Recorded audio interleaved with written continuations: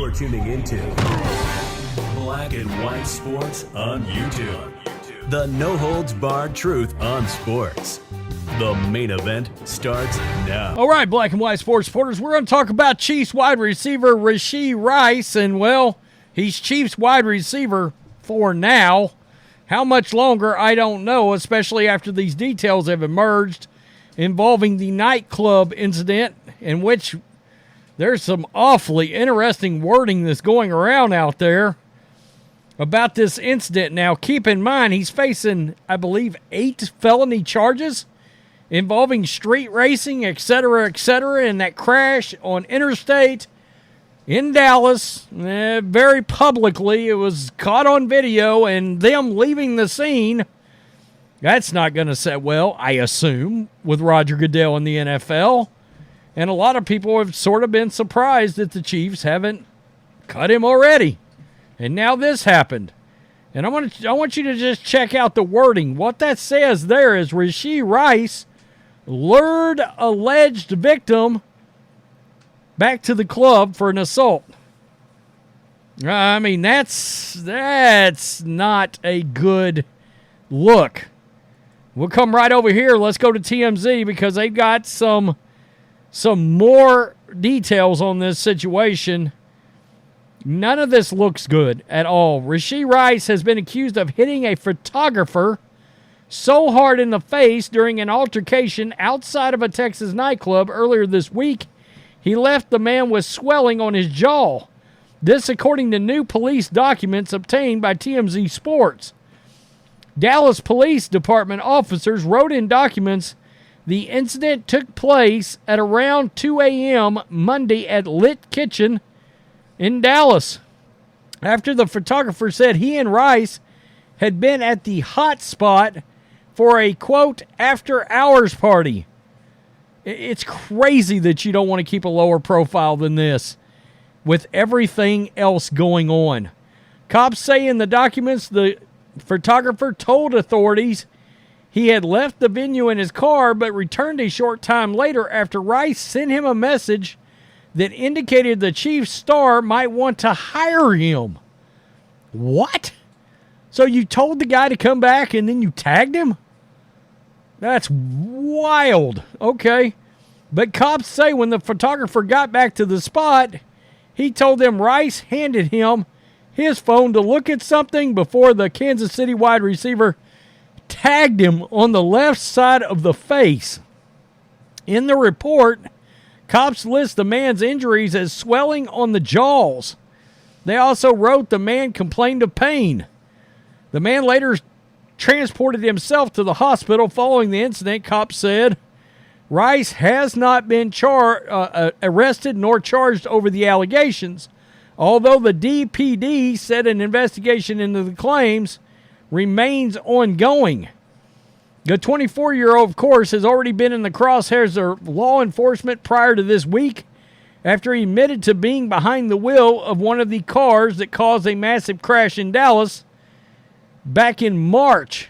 He's facing several criminal charges in that case. So far, neither Rice nor the Chiefs have publicly commented on the latest allegations against the football player. Okay, well, let's go here.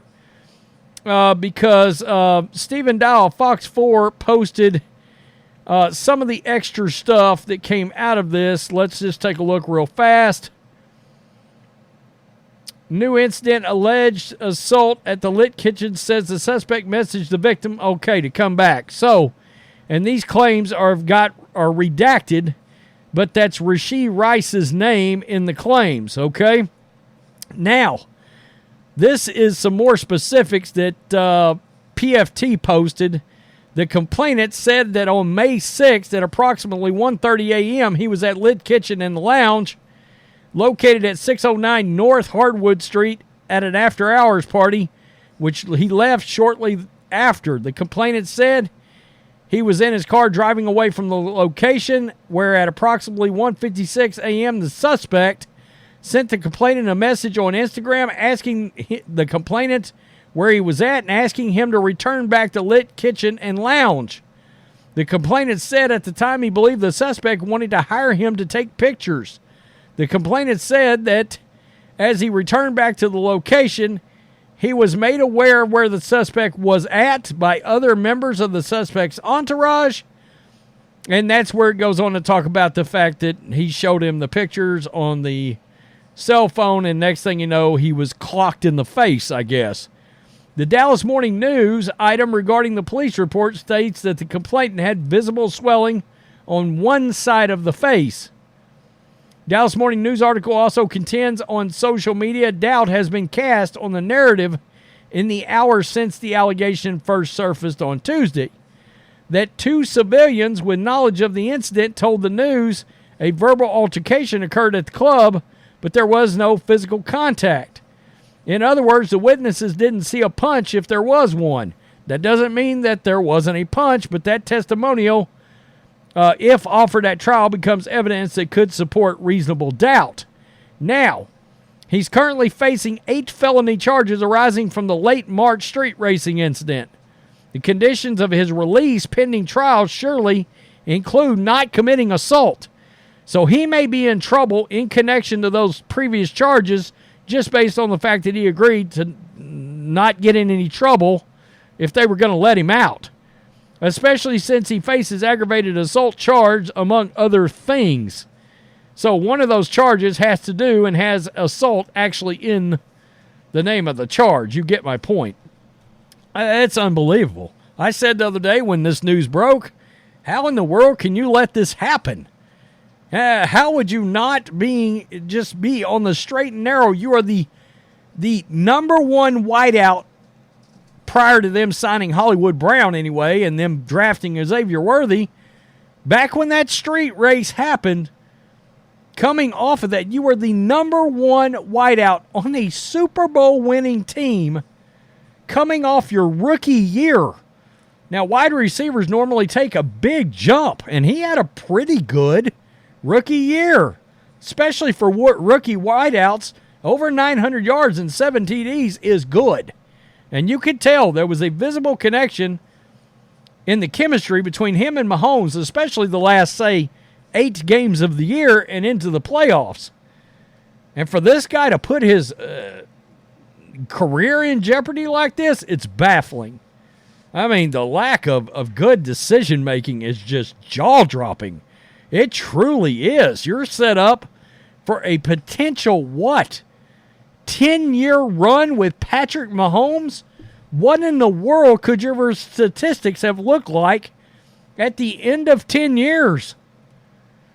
Let's just say they look like the same thing as you had as a rookie in your first season. What is that, 9,300 yards and 70 touchdowns in your NFL career? And how many Super Bowls? I mean, they may win 1 or 2 more. It's crazy to me. It truly is. But, again, National Felon League. Now, the NFL's been monitoring this. I went back and looked. When Davante Adams had the altercation of sorts with the photographer in the Raiders game, I think it might have been against the Chiefs even, or after the Chiefs game a couple of years ago, he was not suspended for that. However, this could be considered different because it wasn't on the field, blah, blah, blah. I don't know how it's going to work. And Davante Adams also didn't have 8 additional felony charges involved. I mean, in theory, you would think Roger Goodell could rain down hellfire on this guy. But you just don't. There is no rhyme or reason whatsoever to anything the NFL does when it comes to disciplinary action. None of it makes any sense. It all seems like it's either, why did you come down on this? I mean, like Calvin Ridley and that suspension, how harsh it was, versus Deshaun Watson and how heinous that crap was, and him getting a tap, a pop on the wrist, pop on the top of the hand with a ruler. You know what I'm talking about. Greg Hardy, that kind of thing. It's crazy. Tell me what you think. Peace. I'm out. Till next time. Thanks for watching the show. Be sure to like, comment, and subscribe. Be sure to tune in next time on Black and White Sports.